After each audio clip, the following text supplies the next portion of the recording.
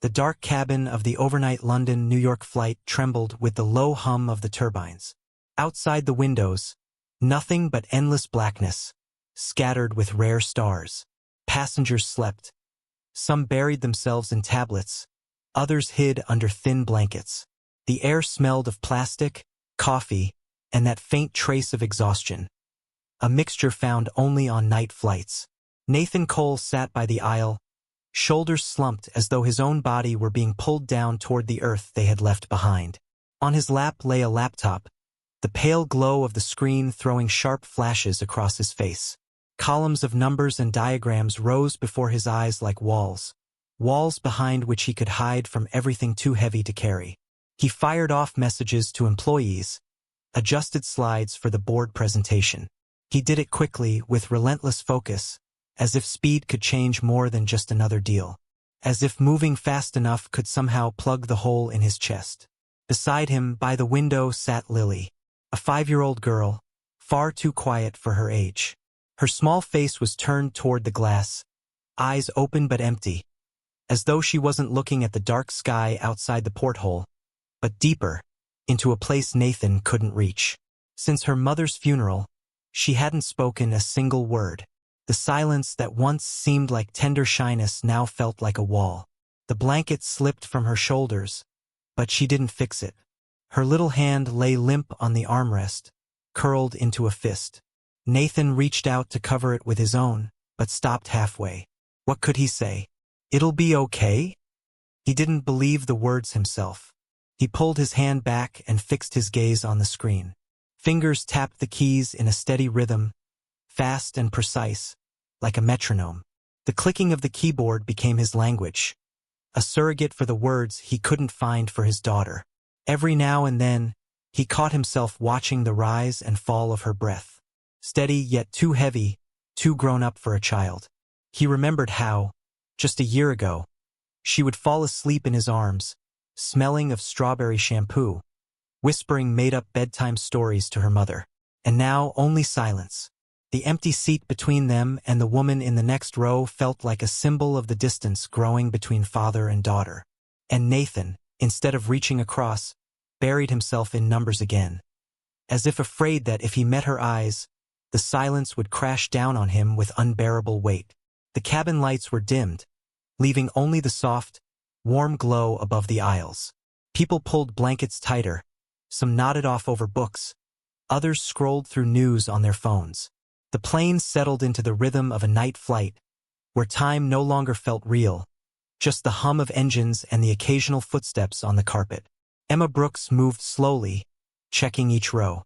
Her steps were practiced, her smile calm, but her eyes noticed more than passengers ever thought. Years as a flight attendant had taught her to read fatigue, anxiety, loneliness. There were plenty of faces like that on this flight. By the window, 2 rows ahead, sat a little girl. Thin shoulders hidden beneath a crumpled blanket, gaze fixed on the glass, motionless, far too grown up for a child. Emma felt that familiar tightening in her chest. She had seen children like this before. At the shelter where she once volunteered, there had been a girl with the same silent, shuttered stare. The girl's father, a man in a suit far too formal for a night flight, was buried in his laptop. His fingers never paused. He seemed to hear only the numbers on the screen, not the child breathing beside him. Emma approached as if just making her routine check. But when she lingered a moment, she noticed. The girl was watching her every move. Her eyes were wide, wary, like a bird easily startled. Emma reached into her pocket and pulled out a small notepad and pen. She crouched down beside the seat, lowering herself to the child's level, and slowly drew a simple round sun with long rays. The paper was too stiff, the lines uneven, but the image glowed all the same. She carefully tore out the page and placed it on a folded napkin on the tray in front of the girl. "Have you seen this sign before?" she asked softly, touching her chin with her fingers and extending her hand outward. It was the gesture she used back at the shelter. "Do you need help?" Lily didn't move, but her fingers uncurled and brushed against the paper. A moment passed, and then the corners of her lips trembled into something barely there. She leaned closer, eyes on the drawing, then on Emma. And then, very softly, almost inaudibly, came the word, Angel. It was the first word she had spoken in months. A word that seemed to slip out by accident, yet carried such weight that even the roar of the engines faded for an instant. Emma's smile was small, delicate, so as not to break the moment. She only nodded and gently pressed the napkin, as if to confirm. Yes, this was a sign she would keep. The father looked up from his screen, startled. He had seen his daughter's lips move, heard that whisper, and couldn't believe his ears. His fingers hovered above the keyboard, his breath caught. He looked from Lily to the flight attendant, and for the first time all flight, his eyes held not tension, but bewilderment and pain. And the girl kept holding the napkin with the sun, as though it were the most important thing in her life. The announcement came in the middle of the night, when most passengers were half asleep and the plane rocked with turbulence. The captain's voice was calm but firm. Due to severe thunderstorms over the Atlantic seaboard, all connecting flights have been canceled. We will be landing in New York and remaining there until further notice. The cabin filled with restless murmurs. Phones lit up as people scrambled to check bookings, hotels, alternate routes. Nathan closed his laptop, for once too stunned to type. His tight schedule, the board meeting, the presentation, the carefully stacked commitments, shattered in an instant. Lily clung to the napkin with the sun on it, refusing to let it go even as the plane descended. Her small hand gripped Nathan's sleeve when the landing gear struck the tarmac with a jolt. For the first time since London, she seemed fully present, eyes wide, her silence charged with something new. A baggage claim, chaos reigned. Families argued. Travelers cursed into phones. Screens flashed the same word over and over. Cancelled. Nathan stood motionless, holding Lily's small hand in one and his briefcase in the other. She leaned against him, her eyes drifting not toward him, but toward the familiar face moving through the crowd. Emma. She was off duty now, her navy uniform jacket folded over one arm, hair slightly undone from the long shift. She looked tired, but when she spotted Lily, her expression softened. Nathan didn't plan to speak. He wasn't a man who asked for help from anyone. Yet when Emma approached, crouching briefly to Lily's level, the words tumbled out before he could stop them. She hasn't spoken in months. Tonight she said one word. To you. His voice cracked on the last syllable. I don't know what to do with that. Emma glanced up at him, caught off guard by the vulnerability beneath his polished exterior. She didn't answer right away, just brushed a loose strand of hair behind her ear. Children sometimes need a bridge, she said quietly. Something or someone who feels safe enough. Nathan swallowed. His instinct was to retreat into control, to fix things with money or plans. But he knew in that moment that neither could help. Would you? He stopped, uncomfortable with his own request. Would you stay with us for a little while? Not as a nanny, he added quickly. Just as a familiar face. For her. Emma hesitated. She had her own routines, her own defenses against attachment. I can give you the morning, she said finally. But the morning stretched. They walked together through damp New York streets, Lily clutching Emma's hand instead of her father's. At a small Brooklyn bakery, the scent of fresh bread filled the air, and Lily, for the first time in weeks, ate half a croissant without hesitation. Nathan sat across the table, watching as crumbs dotted her lap, and realized his phone lay untouched in his pocket. Later, Emma took them up to a quiet rooftop she knew, hidden above an old tenement. The city stretched around them, restless and alive, but up there it felt strangely still. Dawn broke slowly, a watercolor of pink and gold spreading behind the skyline. Lily stood between them, her small face tilted toward the light, the napkin with the sun clutched tightly in her hand. Nathan looked at Emma, words forming but unspoken. She met his gaze, equally silent, both of them aware that something fragile had begun to grow in this unplanned pause, in this accidental stopover. For the first time since his wife's funeral, Nathan realized he wasn't running anymore. He was simply standing still with his daughter, and with someone who had reminded him what presence could mean. The rain had stopped by evening, leaving the city washed and glistening. The three of them wandered without urgency, weaving through narrow Brooklyn streets. For once, Nathan wasn't glancing at his watch. He carried Lily's backpack over one shoulder, while Emma walked just half a step ahead, her scarf tucked against the chill. They turned a corner into a small square where a crowd had gathered. A street musician sat beneath the soft glow of a lamppost, an old guitar balanced on his knee. His fingers moved slowly, with care rather than speed, and a familiar tune rose into the damp air. "You are my sunshine, my only sunshine." Lily stopped walking. Her small body froze, eyes fixed on the musician. The sound seemed to carve through her silence like light splitting darkness. Nathan crouched instantly. "Lily!" His voice was uncertain, afraid to break whatever spell had gripped her. Her lips parted. The word came softly, almost inaudible, but clear enough to shatter months of quiet. "Mama!" Nathan felt something inside him collapse and rise at once. His breath caught, his throat closed, and he had to press a hand against his knee to steady himself. He hadn't heard that word, not from her mouth, since the funeral. Emma lowered herself to Lily's level, her voice calm but gentle. "That song. Did she sing it to you?" Lily nodded, clutching the crumpled napkin with the sun so tightly it bent at the corners. Nathan blinked hard. He wanted to scoop her into his arms, to hold on until the grief passed, but Emma's steady hand on his arm stopped him. "Let her guide this," she whispered. "Not us." They listened until the last notes faded. The crowd clapped, coins dropped into the guitar case, and the square began to thin. But Lily stayed still, eyes wet, her small mouth silently forming the word again. "Mama." Later, in the quiet warmth of the bakery where they returned for dinner, Emma pulled out a napkin and a pen. She drew a circle, then divided it into sections like a clock. "These are pancake clocks," she explained softly, sliding it toward Lily. "See? We don't have to eat the whole pancake at once. Just one slice at a time.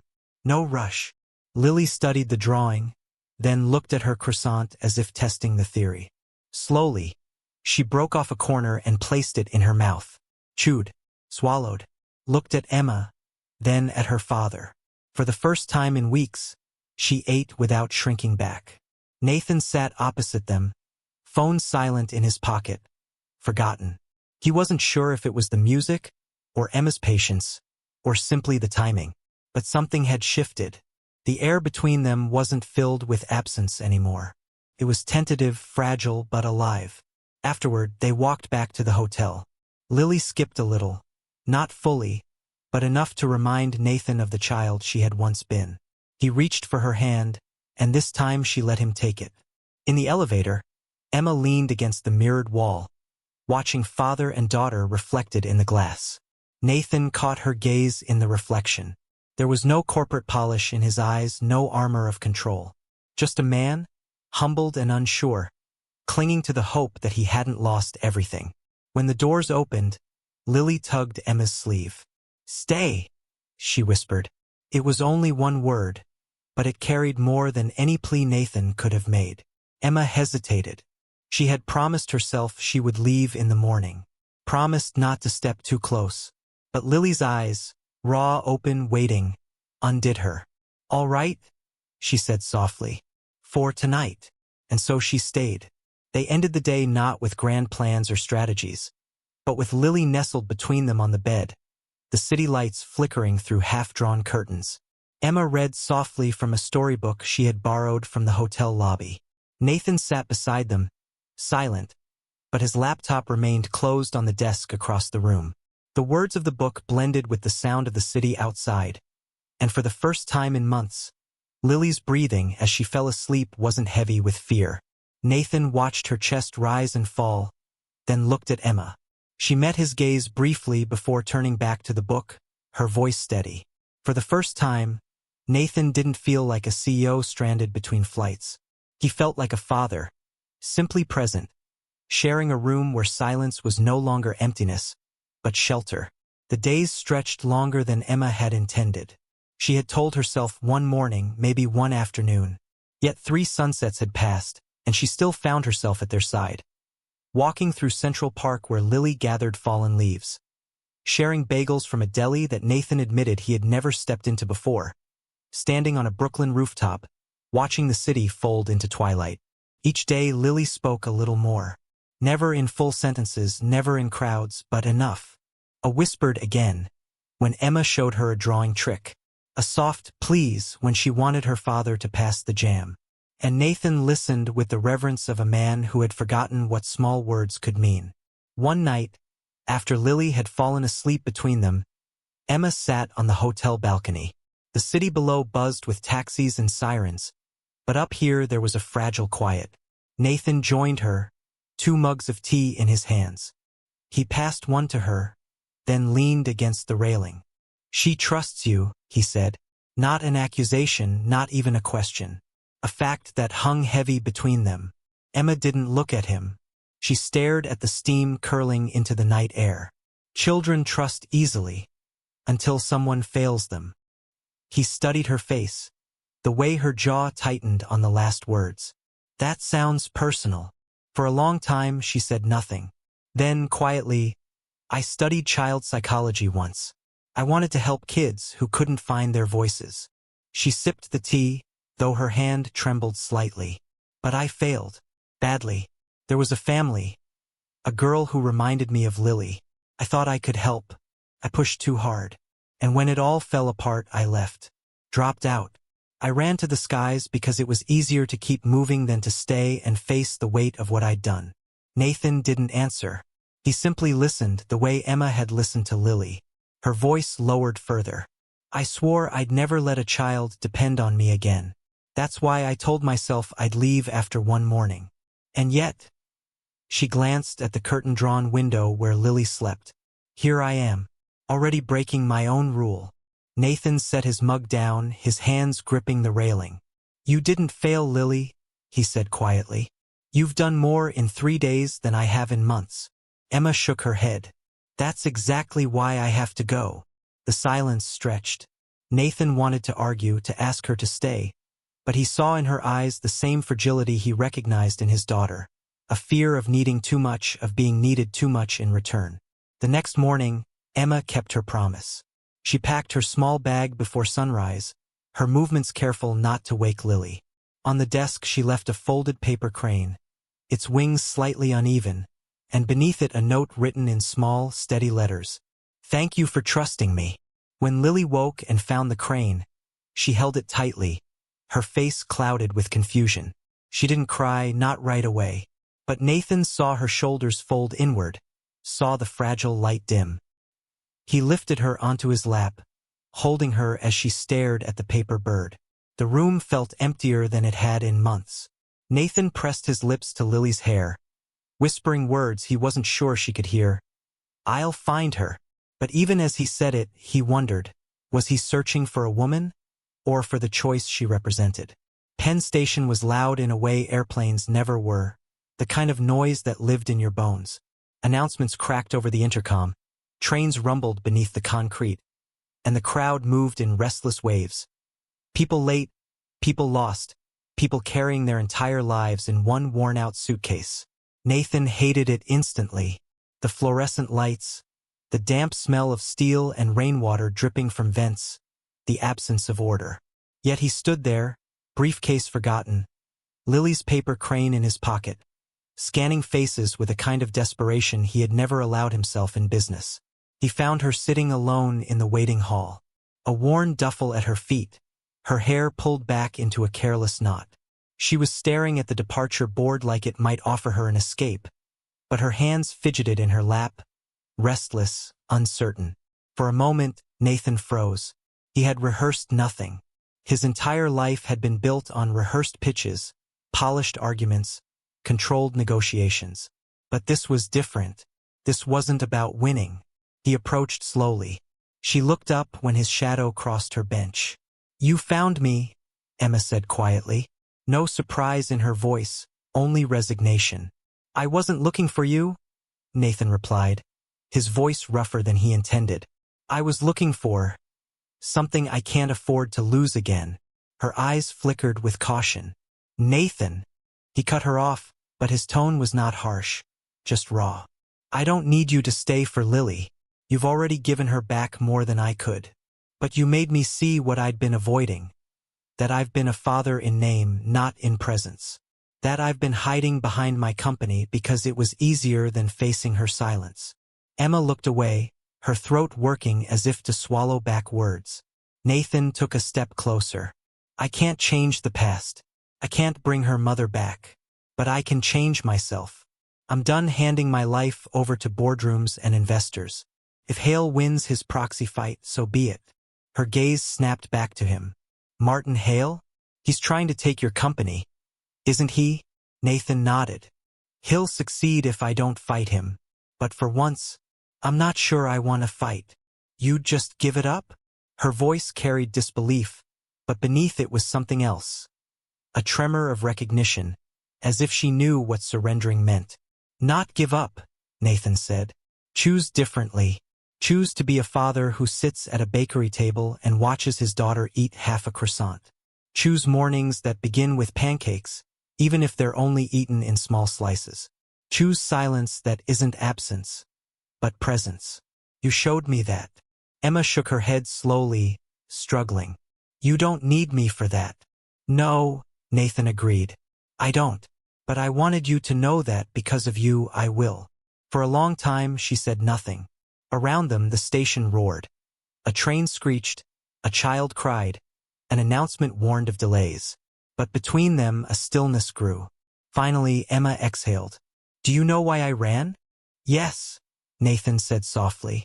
Because it's easier to believe you're only allowed to fail once. But you were wrong. Lily doesn't need perfect. She just needs someone who won't leave when it's hard. And so do I. Her lips parted, but no words came. Nathan didn't move closer. He didn't beg. He simply slipped his hand into his pocket and pulled out the paper crane. Its wings were crumpled from Lily's grip, the edges bent. He placed it gently on the bench between them. She kept this, he said.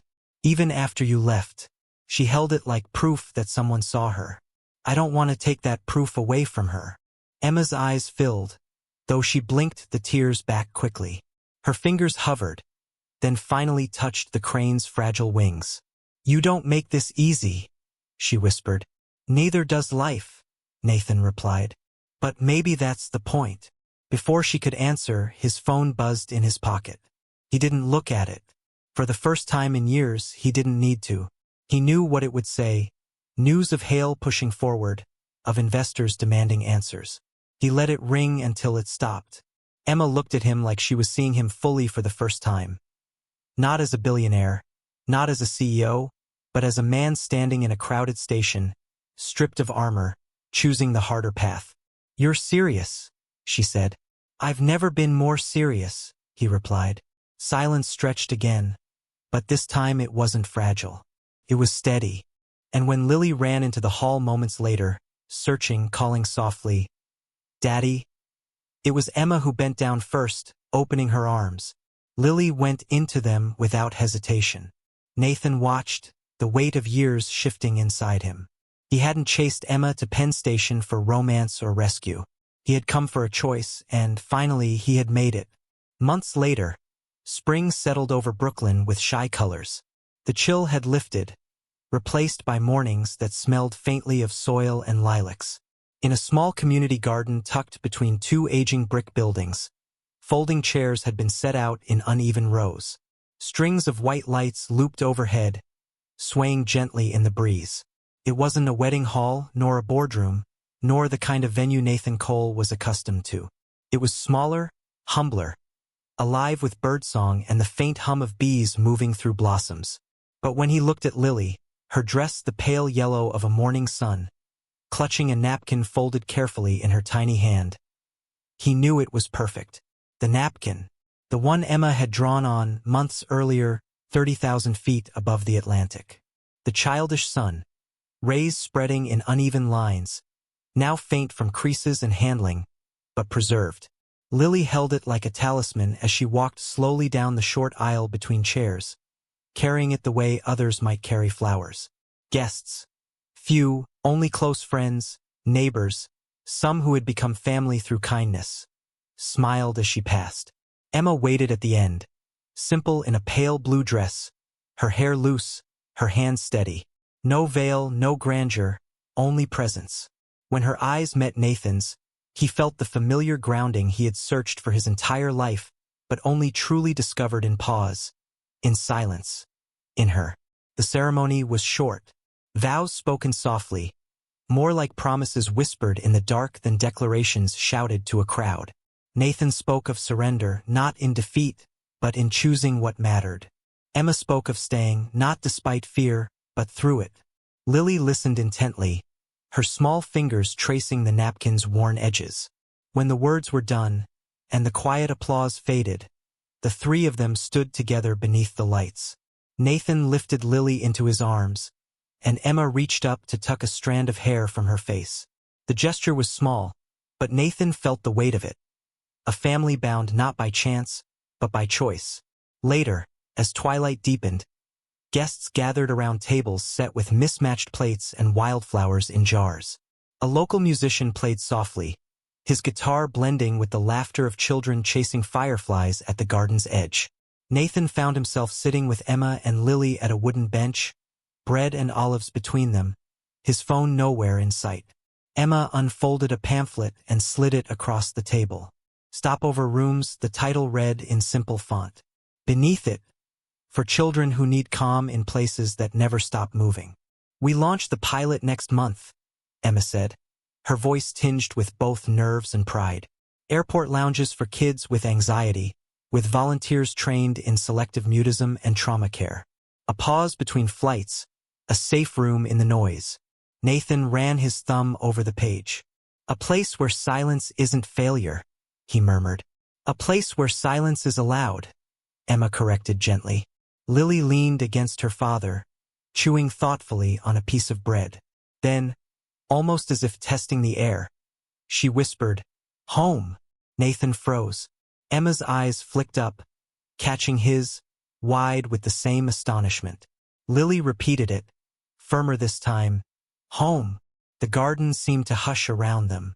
Nathan swallowed hard, his throat tightening as he pressed a kiss to the top of her hair. "Yes," he whispered. "Home." The night wound on with soft music and warm laughter, but Nathan felt suspended in that single moment. Months ago, he had measured his worth in market shares and headlines. He had fought battles with men like Martin Hale, men who measured power and control. Hale had won the proxy fight, stripped him of influence. And yet, Nathan realized he hadn't lost. He had stepped away deliberately, and in that space, he had found something larger. The fragile bond with his daughter, the quiet strength of Emma, the possibility of building not an empire, but a refuge. As the last guests drifted away, Nathan lingered with Emma and Lily beneath the glowing strings of lights. The night smelled of earth, rain, and the sweetness of things just beginning. Emma reached for his hand. "Do you think it's enough?" she asked softly. Nathan squeezed her fingers. "For the first time, it's not about enough. It's about here." He glanced at Lily, curled against them with the napkin still clutched in her hand. "And here is everything."